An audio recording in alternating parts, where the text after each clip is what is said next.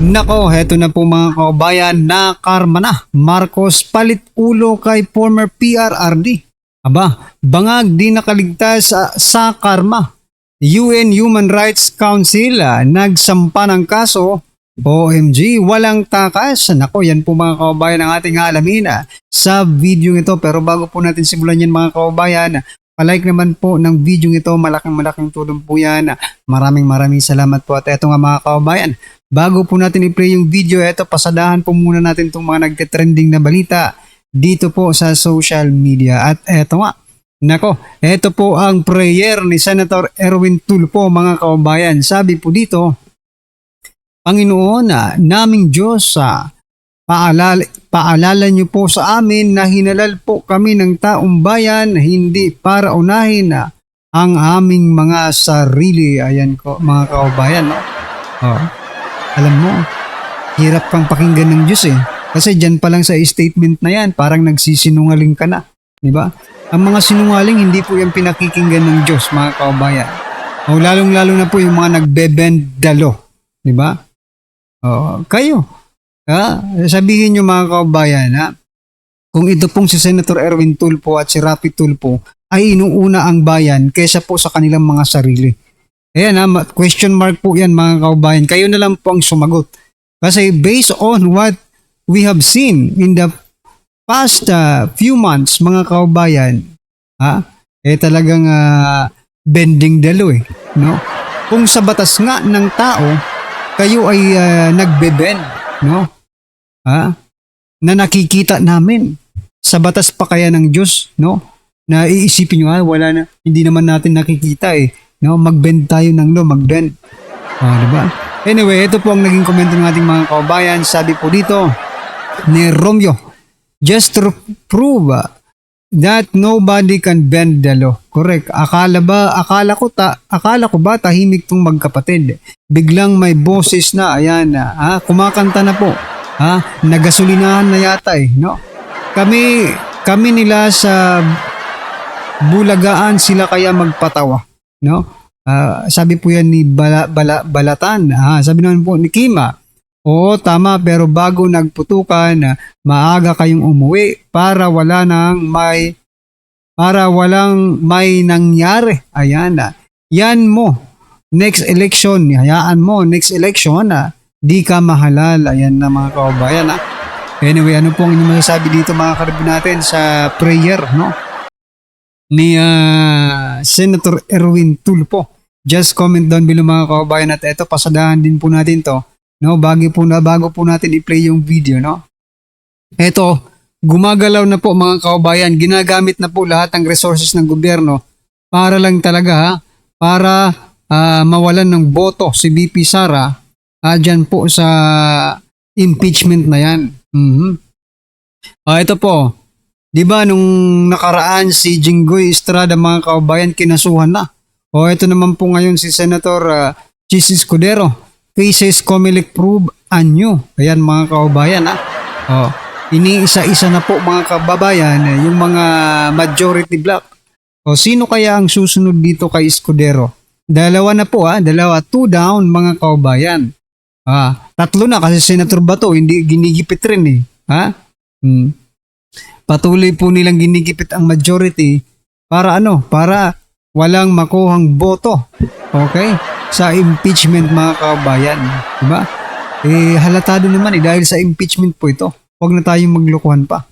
Ito pong naging komento ng ating mga kababayan patungkol dyan. Sabi po dito ni CJ Miraz, isa na rin ang Comelec na to sa manlilinlang. Ayan. What is there to investigate when nothing happened in the first investigation? And donors of Senator Marcoleta's campaign fund were the ones charged criminally. Ayan. Nakatanggap na naman siguro ng maleta ang Comelec. Ayan, nakatanggap ba? Gumagalaw na naman ang sindikato. Mauubos kayo dyan sa majority. Oo nga, iniisa-isa sila mga kababayan. May flood control issue na, may election related issue pa. Aba? Ganyan sila gumalaw. Diba? Lahat ng issue kakalkalin. Sabi nga, kung napanood nyo po yung, diba, yung video po ni President Bongbong Marcos Jr., Sabi niya, kung ako ang presidente, kung akong nasa kapangyarihan, yang salin mo, kahit walang problema yan, gagawan ko ng paraan para magka-problema ka. Yun po ang sabi ni President Bongbong Marcos Jr. Aray ko po. Okay, sabi pa po dito, walang katapusang investigasyon pero kayong gobyerno ayaw ninyong paimbestiga sa sabi nila na adik ang presidente. Sana gobyerno umpisahan nyo pag ganyan wala maniwala sa inyo. Correct? Wala nang maniniwala sa kanila kung mismo sila ay hindi nagpapaimbestiga. Alright, kumilik na kawatan ang head hindi po Comelec. Kung kawatan po ang head ng Comelec, hindi po Comelec ang tawag dyan. Comelec, di ba? Comelec po ang tawag kapag kawatan po ang head ng Comelec. Ayan na nga mga kababayan, ano po ang inyong masasabi dyan? Sa mga strategy na ginagawa nila. Tama talaga yung sinasabi ni Senator Amy Marcos Kapag ikaw ay bumoto ng yes, di ba? Talagang, kapag ikaw ay pabor kay VP Sara, hahanapan ka talaga ng butas para lang ikaw ay makasuhan. Ako po. Anyway, ito pa. Pasensya na po kayo mga kababayan, pero ito ang balita po, sabi po dito, the Marcos administration at ICC sinampahan ng kaso ng UNHRC or United Nations Human Rights Council. Ayan na, ito na po ang karma mga kababayan. Akala nyo siguro nakalimutan na kayo ng human rights, okay? Bakit daw? Ang haba kasi nito, hindi natin basahin lahat. I-point out lang po natin yung importante mga kababayan, no? Sabi po dito dahil sa paggamit ng kapangyarihan, nako? Dahil sa ginagamit nila ang gobyerno para patahimikin si former President Duterte at nakipagsabuatan dito po sa ICC. Diba? Halata namang nakipagsabuatan. Bakit? Diba? Sabi nga ng 18 Marines mga kababayan ay meron pong $2 million. Diba? Baka binayaran mga kababayan. No? Kasi diba, kasagsagan po na nagsasalita po si former, maingay po kasi noon si former president Diba? Nag-ingay. Maingay po si President Duterte noon, si former President Duterte sa mga maisog rally. Diba? Alam mo naman, pag si former President Duterte po ang nagsalita, nakikinig po ang taong bayan. Kaya, eto, ang reason, ginamit ang kapangyarihan sa gobyerno para patahimikin si former President Duterte at dalhin po sa dahig mga kababayan. So, eto pong naging komento ng ating mga kababayan patungkol dyan. Dapat nga, eto pag napatunayan to mga kababayan na talagang may kasalanan si Marcos, dapat palit ulo na, no? Pauwiin dito. Gusto nyo ba yon mga kababayan? Pauwiin dito si former President Duterte at si Marcos naman ang ilagay doon sa ICC. Ay, wag na sa ICC kasi kasabot nila Doon na po sa United Nations ikulong mga kababayan. Diba? Payag po ba kayo nun mga karabin natin? Anyway, ito pong naging komento ng ating mga kababayan patungkol dyan. Sabi po dito ni Ruela, umanda ang pagbaliktad ng hangin. This is the time of reckoning mga kababayan. Sabi po dito, ipakulong na yan ang utak ng laganap na korupsyon, pagbagsak ng ekonomiya, paglaganap ng droga at krimen. Ayan na. Bukang bibig kasi nila Duterte, may kasalanan kahit sila ang may gawa. Kaya mananagot din sila sa mga kasalanan nila. Ayan na, karma is waving this time. Inutil na presidenteng magnanakaw, death penalty bagay sa'yo, sabi po ni Kind Lizard. Ayan mga kababayan. Isa lang masasabi ko, matupad na sana lahat ng wish ni Cara David. Ayan mga kababayan. Hoy Cara David, hanggang ngayon, wish mo pa rin ang inaantay ng taong bayan.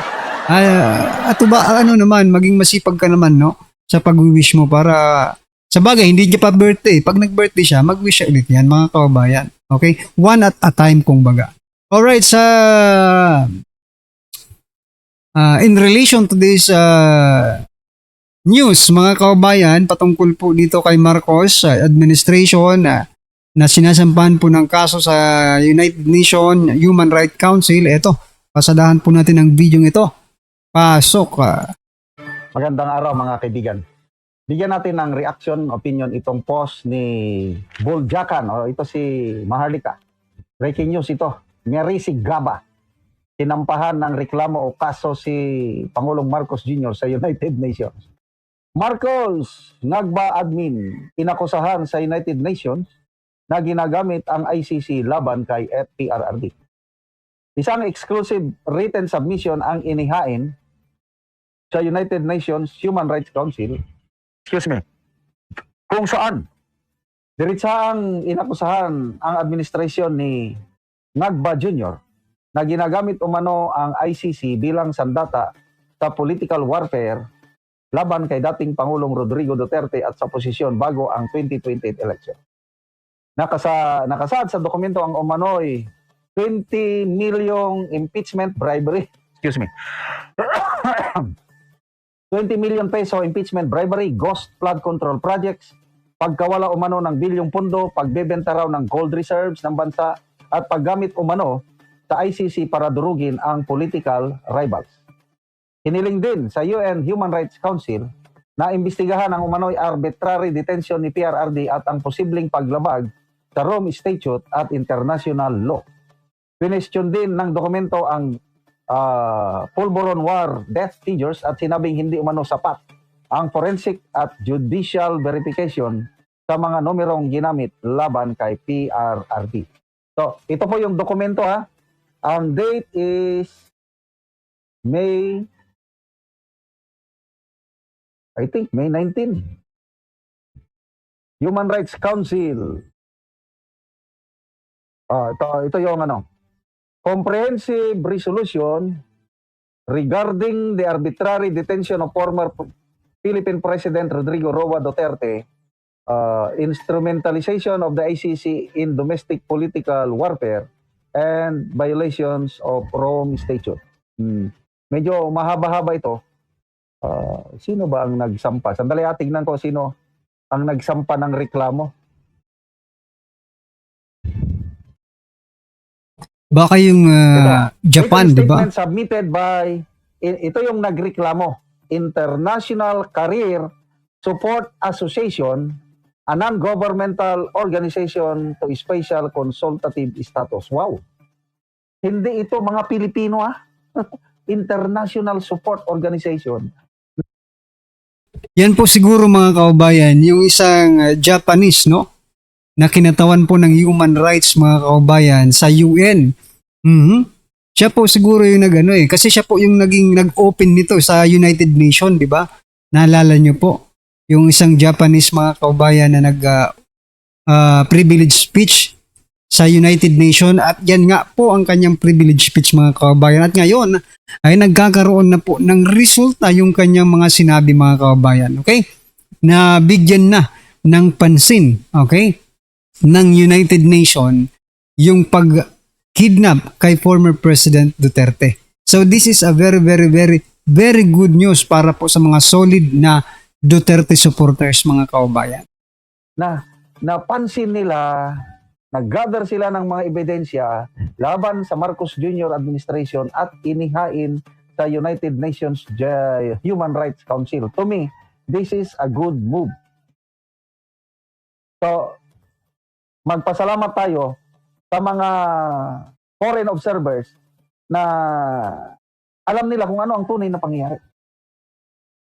Kasi ang alam ng iba na talaga ang ating Tatay Digong kung ano-ano na lang binibintang masasama. Salamat sa mga Pilipino, katulad ko, katulad ninyo na naniniwala ng ating Tatay Digong is he did his best nung presidente siya para pangalagaan ang kapayapaan sa bansa sa pamamagitan ng kanyang war on Pulveron. Yes, kung may mga nabiktima, hindi naman niya inotos nga mag-AJK ang mga kapulisan. May mga pulis na iskalawag. Ngayon, napaparusahan siya. Bakit idadamay si Tatay Digong na wala naman siyang state policy na basta-basta na lang gagawa ng mga labag sa batas? He was a prosecutor. Abogado siya, alam niya kung anong ginagawa niya.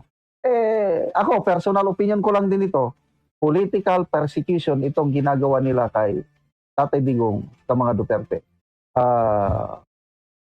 Kaya dapat lang managot mga kaubayan, no?